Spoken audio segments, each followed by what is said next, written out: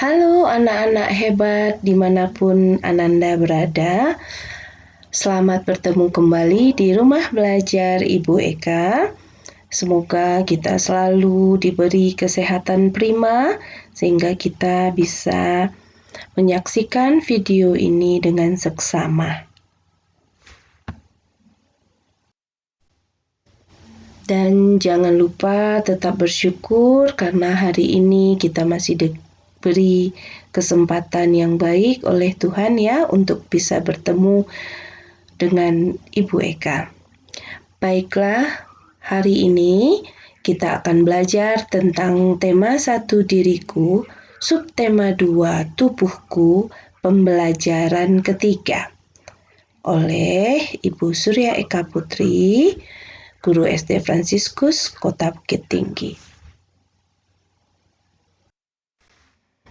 Anak-anak, tujuan pembelajaran kita kali ini adalah yang pertama, siswa dapat menunjukkan dan memperagakan posisi yang benar saat duduk dan membaca. Yang kedua, siswa dapat mengetahui jarak yang sesuai antara mata dan objek saat membaca. Dan yang ketiga, siswa dapat membilang 1 sampai dengan 10 dengan bantuan jari tangan. Oke, baiklah anak-anak. Pada pembelajaran terdahulu, kita sudah belajar tentang panca indera, di mana kita mempunyai mata yang diberikan oleh Tuhan yang kita gunakan untuk melihat. Nah, di saat kita membaca, tentu kita akan menggunakan mata kita untuk melihat tulisan-tulisan yang ada pada buku. Nah, untuk itu, saat membaca buku tersebut, kita harus duduk yang benar, ya, supaya posisi badan kita saat membaca itu tidak membuat tubuh kita jadi sakit, ya. Bagian tubuh yang lain juga bisa sakit apabila kita terbiasa melakukan kebiasaan yang tidak baik saat duduk. Nah, posisi duduk saat membaca yaitu dari paparan gambar yang ada saat ini adalah posisi duduk yang pertama, yaitu di mana punggung kita tegak, badan tegak, kemudian posisi mata dengan buku itu berjarak kurang lebih 30 cm ya. Jadi tidak boleh membaca terlalu dekat dengan bukunya. Ya. Jadi posisi yang tepat adalah gambar yang pertama. Sekarang coba kita analisa posisi duduk yang kedua, di mana punggungnya tidak tegak, membelok ke arah kiri ataukah membelok ke arah kanan, itu lama-kelamaan akan membuat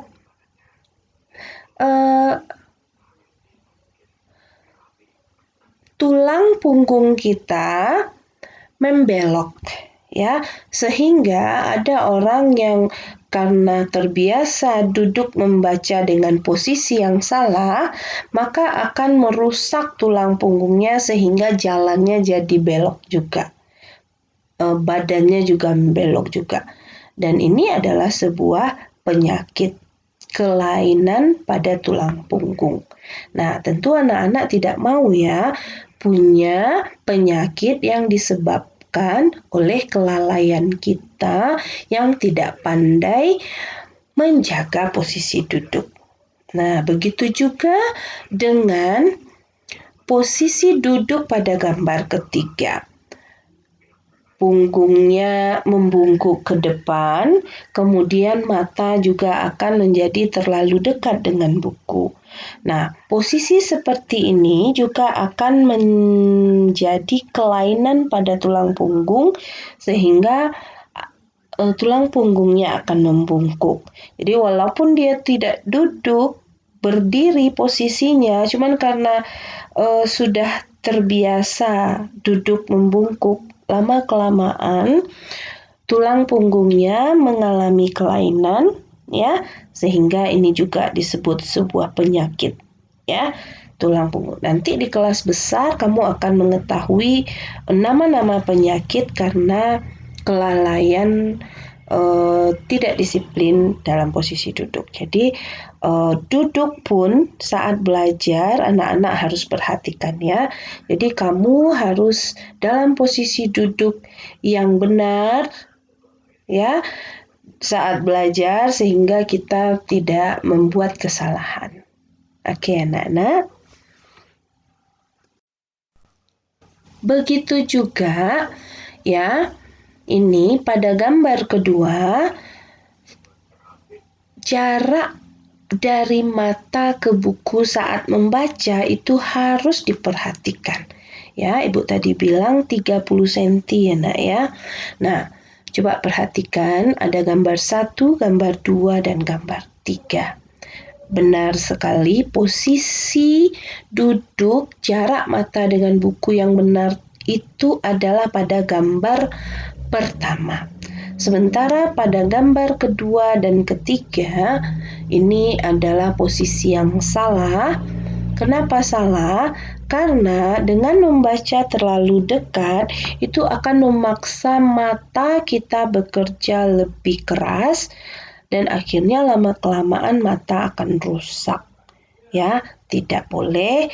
Dan kalau kamu sudah mengetahui, Ibu akan melarang kamu untuk membaca sambil tiduran atau membaca dengan membungkukkan punggung ya supaya lebih dekat ke buku. Nah, ini adalah sikap yang salah. Oke, anak-anak. Nah, sekarang kita perhatikan teman-teman kita yang ada di taman ya. Ada Lani dan teman-temannya yang sedang bermain di taman. Benny menendang bola. Tentunya dengan kakinya ya. Lani mencium bunga dengan hidungnya. Siti mengamati kupu-kupu di atas bunga. Nah, mengamati tentu pakai mata ya. Dayu juga melihat burung-burung terbang. Melihat juga dengan mata. Edo bermain layang-layang. Lihat, tangannya memegang tali layang-layang. Matanya memandangi layang-layangnya. Ya, kakinya juga berdiri kokoh dan mungkin saja dia bergerak ke kanan dan ke kiri ya mengikuti layang-layangnya. Nah, anak-anak, semua kegiatan yang teman-teman kita lakukan ini menggunakan anggota tubuh ya. Tangan, anggota tubuh yang bermanfaat juga ya untuk memegang, untuk menulis, untuk bekerja. Nah, di tangan kita ini ada jari-jari ya. Nah, jari tangan juga banyak manfaatnya dong. Ya, jari tangan kalau mau menunjuk, menunjuk pakai jari tangan. Ya, menulis memegang pensil dengan jari-jari tangan. Bahkan berhitung pun bisa loh pakai jari tangan. Ya, ingat kembali tentang panca indera, mata untuk melihat, hidung untuk mencium bau, kaki untuk berjalan dan mungkin menendang bola ya, tangan untuk memegang, telinga untuk. Nah, Ibu mau mengajak kamu bernyanyi ya. mengenal nama jari sambil mengenal bilangan. Oke. Nah, jadi tangan kita ini punya jari-jari ya, ada 5 jari di kanan, 5 jari di kiri. Nah, yang jempol ini disebut juga ibu jari ya.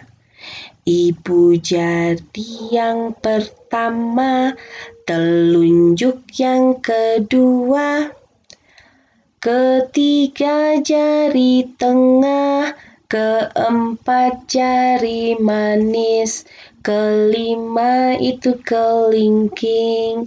La la la la la la, la la la la la la, la la la la la la, la la la la la la la. Ibu jari yang pertama, telunjuk yang kedua, ketiga jari tengah, keempat jari manis, kelima itu kelingking. Iya, bagus kan nyanyinya? Anak-anak cobakan juga nanti ya. Nah, Ibu mau berhitung dengan menggunakan jari. Anak-anak juga, ayo tunjuk ya jarimu. Kita berhitung 1. Ya. Sekarang jarinya dibuka jadi 2.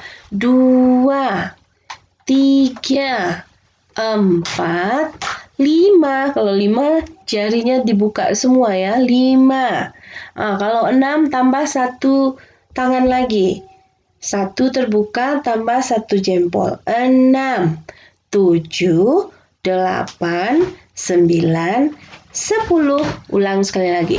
1, 2, 3, 4, 5, 6, 7, 8, 9, 10.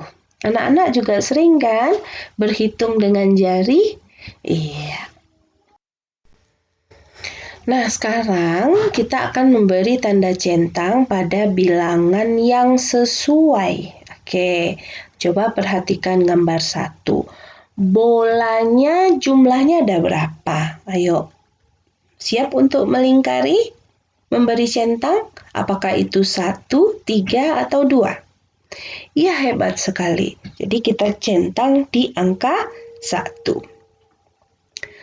Ada Siti, Dayu, Lani. Jumlahnya ada berapa? Ayo dihitung. Tepat sekali. Jadi yang kita centang adalah angka 3. Mari kita hitung burung yang sedang terbang. 1, 2, 3, 4, 5, 6, 7, 8. Maka yang kita centang, ayo anak hebat. Benar sekali, angka 8.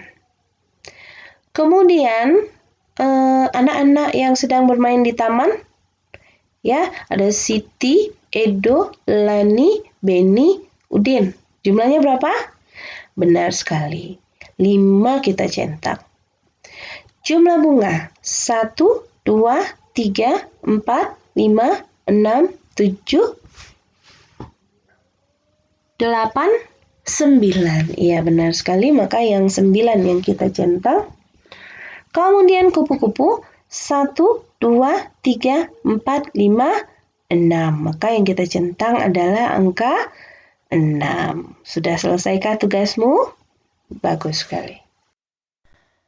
Nah, ini hari sudah gelap ya. Kalau hari sudah gelap di langit ada apa yo? Siapa yang tahu? Benar sekali ya, di langit pada saat harinya cerah akan terlihat ada bulan, ada bintang yang banyak ya. Nah, malam hari sudah gelap, malam telah tiba. Siti harus tidur dengan lelap agar badan menjadi sehat. Besok bangun pagi-pagi, besok Siti ke sekolah. Maka sebelum